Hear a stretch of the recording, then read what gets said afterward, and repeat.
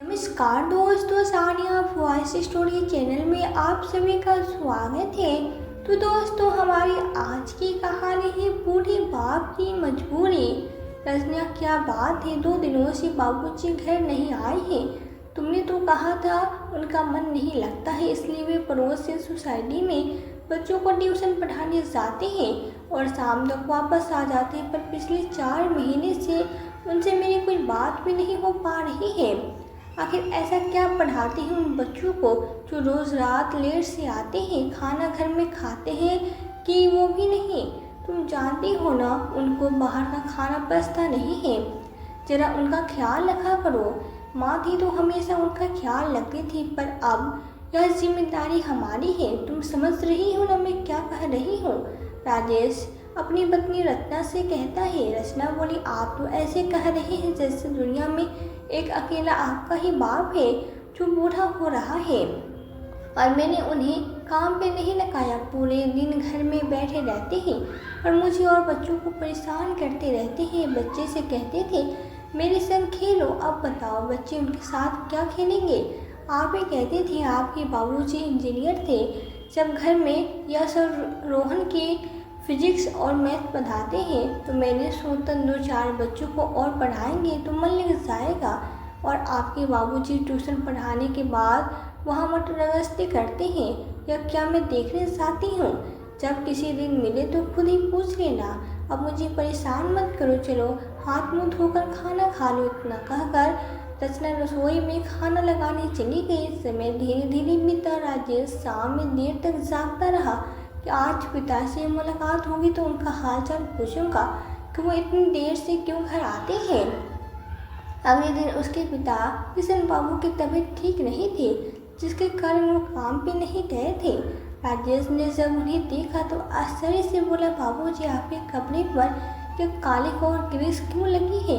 आप तो ट्यूशन पढ़ाने जाते हैं, फिर इतने गंदे कपड़े में कैसे लौट कर आते हैं? क्या किसी गाड़ी से टकरा गए थे? मैं कहता हूँ आपको काम पे जाने की क्या ज़रूरत है? महीन नहीं लगता है तो पार्क में घूमने जाए, वहाँ अपनी उम्र के लोग मिलेंगे, मन बहल जाएगा। वो अपनी बेटी के सर पे हाथ रखकर बोली, बेटा तुम्हें मेरी कितनी चिंता है? और यह तुमसे किसने कहा कि मैं ट्यूशन पढ़ाने जाता हूँ? जैसे ही रचना वहाँ सामने आई किशन बाबू सब समझ गए।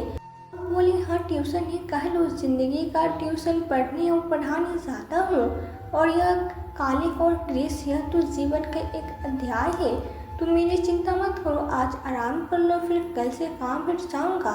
राजेश पिता की बातों को मानकर बाजार की ओर चला गया। रचना किशन बाबू से बोली, बाबूजी अच्छा हुआ आपने अपने काम के बारे में नहीं बताया। आप चाहते हैं न कि आपका बेटा थोड़ा आराम करे, तो उसके लिए आपको यह काम करना ही पड़ेगा, वरना घर की जिम्मेदारियां उठाते उठाते आपका बेटा आपके जैसा दिखने लगेगा।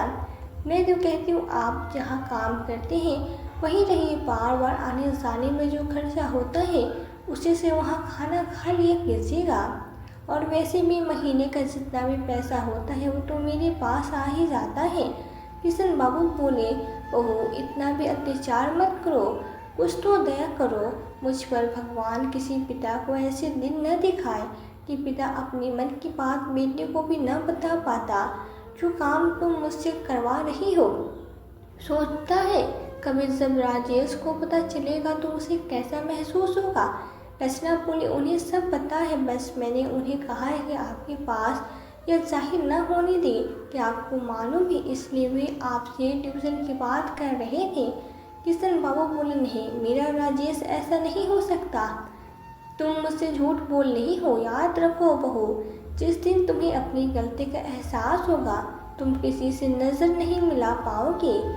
मेरी बेटी ने कुछ नहीं किया, पर मैं यह नहीं चाहता कि तुम्हारे पाप की परछाई उस पर जाए और उसे किसी दुख का सामना करना पड़े। रचना बोली, बाबूजी मैं जो कह रही हूँ चुपचाप से उतना कीजिए।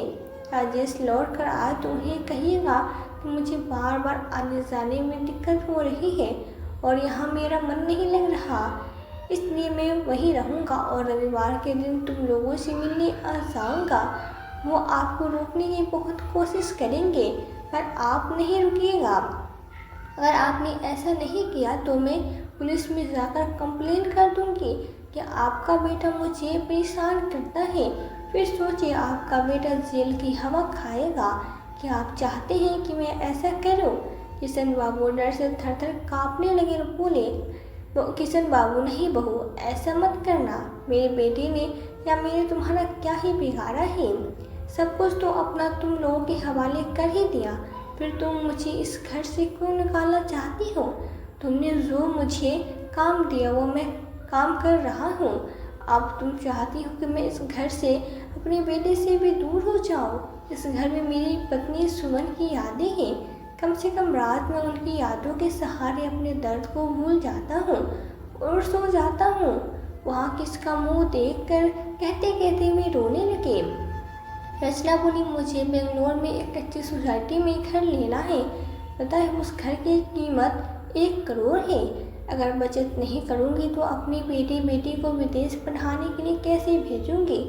वो देखिए राजेश आ रहे हैं। चुपचाप जितना बोली हूँ उतना कीजिए, वरना समझ रही है ना? किशन बाबू बोले, नहीं नहीं बहू, मैं करूँगा कहते कहते तो किशन बाबू रोने लगे और जैसे ही बेटा सामने आया अपने आंसू छुपाते हुए बोले, बेटा राजेश तुमसे कुछ बात कहना था। राजेश बोला, हाँ बाबूजी कहिए ना, क्या बात है? किशन बाबू ने अपनी पूरी बात बेटे के सामने रख दी।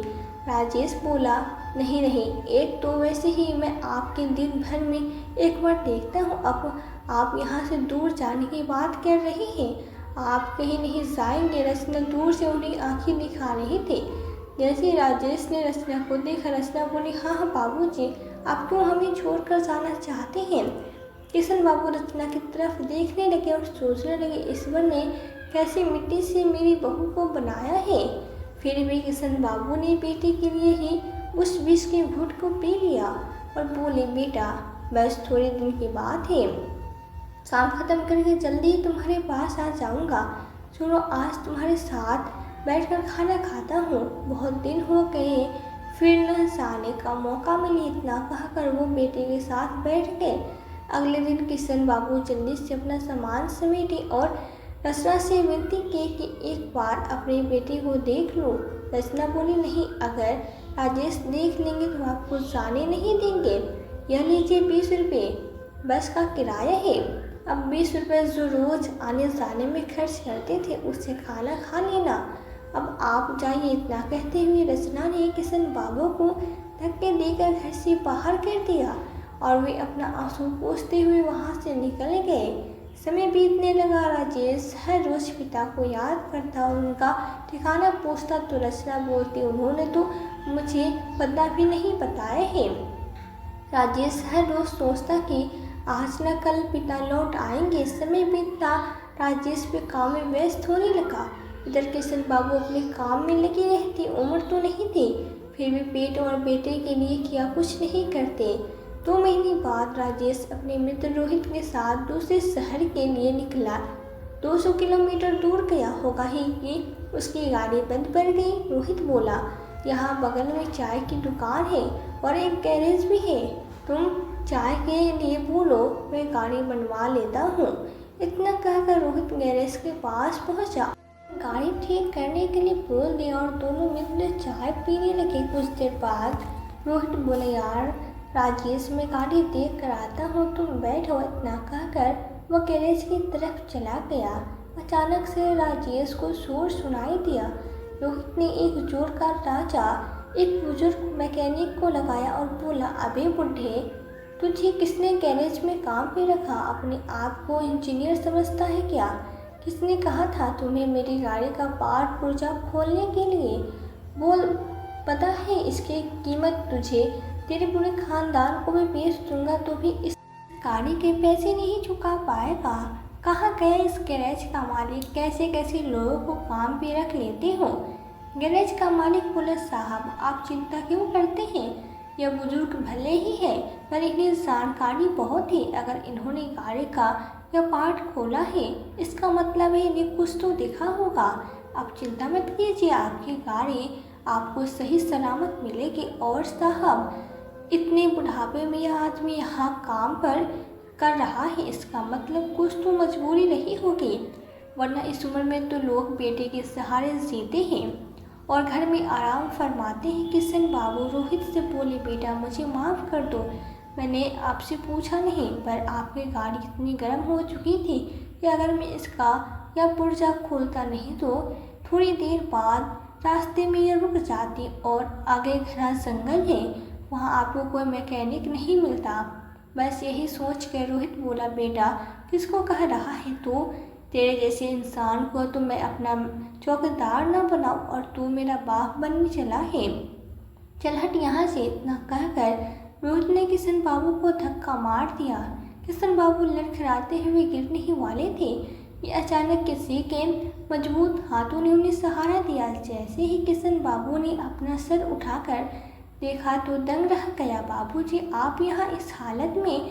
राजेश किशन बाबू को गले से लगाया, उनके चरण स्पर्श किया और बोला, रोहित तुम्हारी इतनी हिम्मत कि तुम मेरे पिता पर हाथ उठाओ? इतना कहते हुए राजेश ने उसे जोर का टांचा मार लगाया और बोला, तुझे शर्म नहीं आती? इतने बुजुर्ग इंसान से तुम इस तरह से बात करती हो? रोहित हैरानी से बोला, यार तुम्हारा बाप है? तुम तो कहती थी तुम्हारा बाबा बहुत विद्वान थे और वे किसी कोचिंग सेंटर में ट्यूशन पढ़ाने के लिए दूसरे शहर गए हैं। राजेश ने अपने पिता को सहारा दिया और कुर्सी पे बैठाया, पानी पिलाया और बोला, बाबूजी आपने मुझसे इतना बड़ा झूठ क्यों बोला? आखिर आप इस जगह ऐसी नौकरी क्यों कर रहे हैं?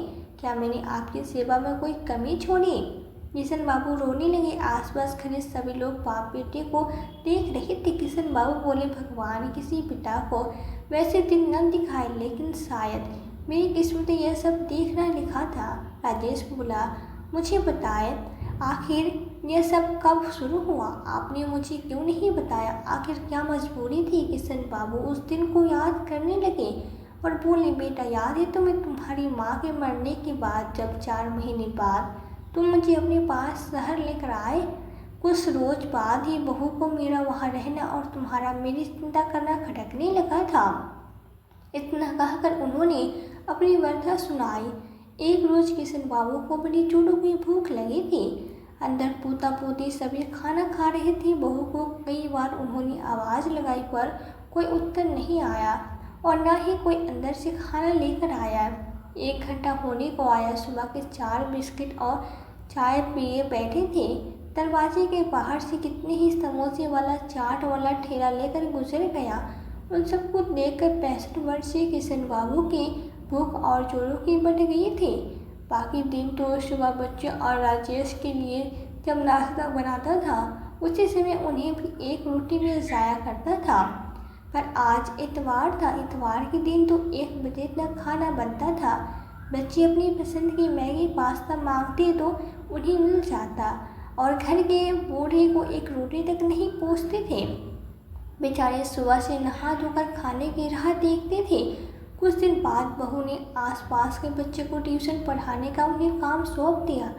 जब तक वो ट्यूशन पढ़ाते तब तक उन्हें चाय पानी मिलती और जिस महीने एक भी बच्चा ट्यूशन छोड़ता किशन बाबू की 1 रोटी कम कर दी जाती। हर महीने का लगभग यही था। एक रोज़ जब किशन बाबू की भूख उनसे बर्दाश्त नहीं रुक होती, खाट से उठे, रसोई घर में खांसते हुए चले गए।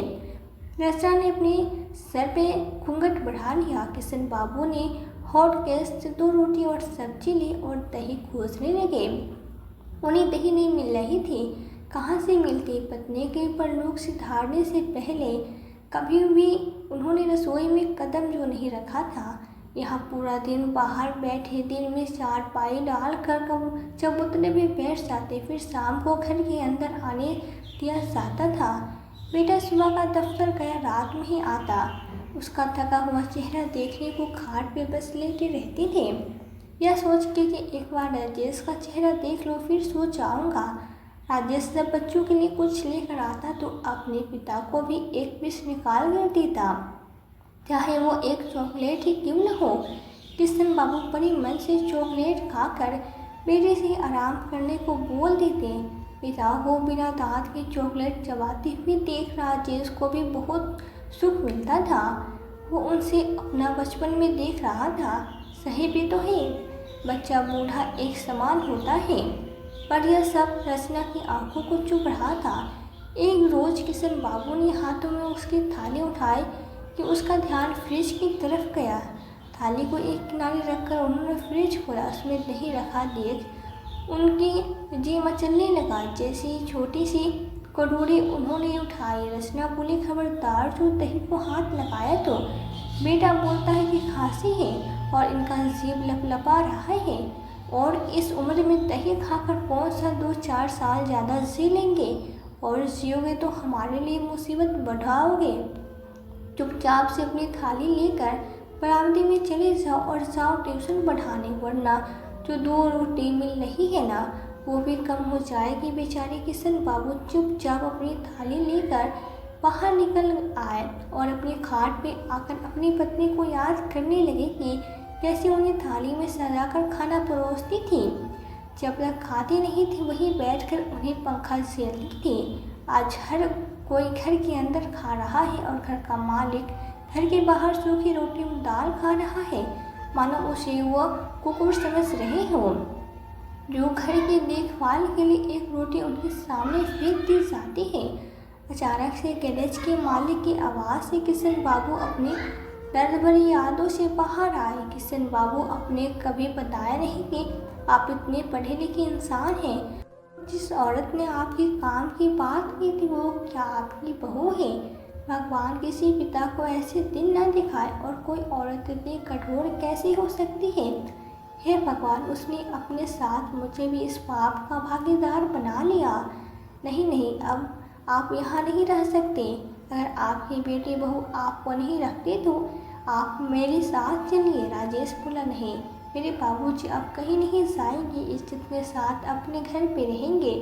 वहीं खड़ा रोहित उनसे माफ़ी मांग रहा था और बोला, अंकल जी मुझे माफ़ कर दीजिए, मुझसे बहुत बड़ी भूल हो गई। मुझे मालूम नहीं था कि आप राजेश के पिता हैं। किशन बाबू बोले, बेटा तुम्हारे पिता का मित्र हूँ यह सोचकर तुम मुझसे माफ़ी मांग रही हो।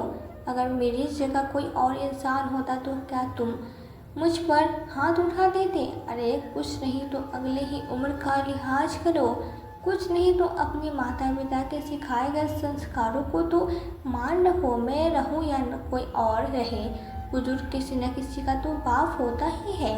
इतना कहकर किशन बाबू अपने बेटे का हाथ थाम कर घर की ओर निकल गए। पिता को बाहर कुर्सी पे बिठाकर राजेश घर के अंदर प्रवेश किया और बोला, रचना बहुत दिन हो गए बाबूजी की कोई खबर नहीं आई है। काम तो तुम्हारे कहने पे उन्हें मिला था तो फ़ोन करके पता करो ना कि आखिर 3 महीने से बाबूजी घर क्यों नहीं लौटे हैं। रचना बोली, आपके कहने से पहले ही मैं कल फ़ोन की थी। उन्होंने कहा कि बाबूजी जिसे पढ़ा रहे हैं बाद में उन्हें अपने साथ विदेश ले गया, और बाबूजी को देखे हमें बताया भी नहीं और उस आदमी के साथ विदेश चले गए। यह कहकर कि उनके बच्चों को वो पढ़ाएंगे और अपना बुढ़ापा आराम से विदेश में जिएंगे।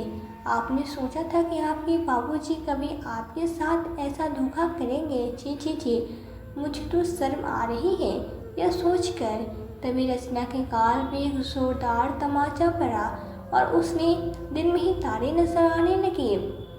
वही खड़ा खड़ा रोहित बोला, भाभी जी कुछ तो शर्म कर लो, कितना झूठ बोलोगे यार राजेश, अपने घर की बात तुम खुद ही संभालो, मैं तो चलता हूँ अपने घर। इतना कहकर वो चला गया। रचना कुछ समझी और पूछती, इससे देर में दूसरा चाटा फिर से उसे पड़ा और राजेश बोला, बेशरम औरत, तुमने मेरे भगवान जैसे बाप को गैरेज में नौकरी दिलवाया। जो मेरा बाप अपने ज़माने में इंजीनियर था उसे तुमने एक मैकेनिक बना दिया और मुझसे झूठ में झूठ कहती रही, और तुमने उन्हें इतना डराया कि तुम उन्हें मुझसे मिलने नहीं दोगी और मुझे जेल भिजवा दोगी। अब मैं तुम्हें बताता हूँ कि जेल कौन जाएगा, रोको तुम अभी। इतना कहकर राजेश ने फ़ोन निकाला और पहले रचना के माँ बाप को फ़ोन करके बुलाया और बोला, अब मैं पुलिस को फ़ोन करूँगा और बताऊँगा कि तुमने मेरे बाप के साथ क्या क्या किया है। रचना रोने लगी, गिड़गिड़ाने लगी, राजेश से माफ़ी मांगने लगी। तभी बाहर से किशन बाबू के कदमों की आहट आई।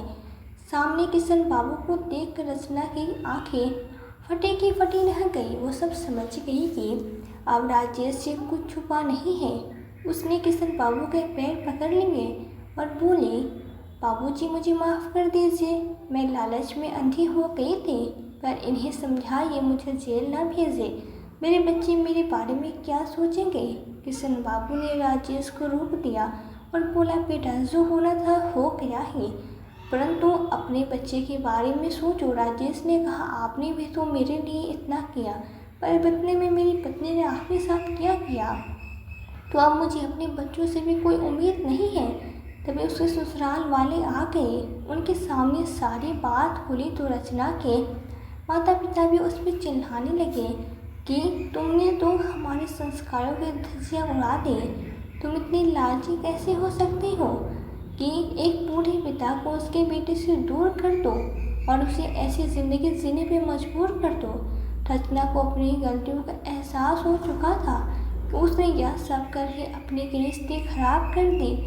पिता के कहने पर राजेश ने रचना को माफ़ तो कर ही दिया, पर कहा कि तुम अपना सारा सामान मेरे कमरे से निकाल कर अब दूसरे कमरे में रखोगे। हाँ, इस घर की बहू होने के नाते अगर बाबूजी ने तुम्हें माफ़ कर दिया तो तुम रह सकती हो, पर अब तुम मेरी पत्नी होने का अधिकार खो चुकी हो। अब एक ही घर में सब रहते हैं, पर रचना सबके लिए अनजान हो गई थी। किशन बाबू का व्यवहार उसके लिए बिल्कुल नहीं बदला। आज भी वो बहू ही कहा कर पुकारते थे और उतनी ही इज्जत दे रहे थे। एक रोज़ रचना ने थाली में अच्छे से खाना सजाकर उनको दिया तो किशन बाबू को देखकर धीरे से बोले, वाह, आज तो बहू ने 56 भोग समान थाली सजा कर दी है। अरे इसमें तो दही भी है। आज तो मन प्रसन्न हो गया। आज खाना खाकर आनंद आ जाएगा। वही रसोई के दरवाजे पे खड़ी रचना मन ही मन सोच रही थी, खाना तो रोज यही बनता है, पर बाबूजी आज बच्चों के समान लग रहे हैं। सच में बूढ़े और बच्चे एक जैसे होते हैं, इसलिए अब इनके लिए पहले खाना लगा दूंगी। मैं तो यह भूल गई थी कि घर में एक और बच्चा है जो पैर तो नहीं भटकता, पर भूख तो उसे भी लगती ही होगी। मैंने अपने बच्चे को देखा, पर जिसने अपना बच्चा पाल पोस कर मुझे दिया, मैंने उसका ख्याल क्यों नहीं किया। सोचते सोचते रचना की आंखों में पश्चाताप के आंसू बहने लगे। अगले दिन से लहसुन का छोंक लगाकर रायता रोज किशन बाबू को उसकी थाली में दिया जाने लगा। अब न तो वह उन्हें नुकसान करता और न ही उन्हें अब कुछ मांगने की ज़रूरत पड़ती थी। वे खुश होकर अपने दोनों हाथ बहू के सर पे रख देते और कहते कि जुग जुग जियो, तुम्हारे जैसी बहू हर किसी को मिले। रचना की आंखों में आंसू आ जाते थे जो राजेश से छुपे नहीं थे। आखिर आत्म समर्पित हो गए तो आशीर्वाद तो स्वतः ही मिल जाएगा। अब खाना भी किशन बाबू को उनके बोलने से पहले ही परोस दिया जाता था। पिता के कहने पर राजेश ने अपनी पत्नी को एक और मौका दिया और रचना ने भी इस बात को स्वीकार किया कि जिस घर में बड़े बुजुर्ग खुश हैं उस घर में तो खुशियाँ चारों तरफ से बरसती ही हैं। दोस्तों, इस कहानी के बारे में क्या कहना चाहेंगे कमेंट बॉक्स में ज़रूर बताएं और कहानी पसंद आए तो वीडियो को लाइक करें। सानिया वॉइस स्टोरी चैनल पर पहली बार आया है तो सब्सक्राइब करके बेल आइकन घंटी दबाना न भूलें। कहानी को पूरा देखने और सुनने के लिए दिल से धन्यवाद। मिलती हूँ एक और नई कहानी के साथ। अपना और अपने का ख्याल रखें। Bye bye.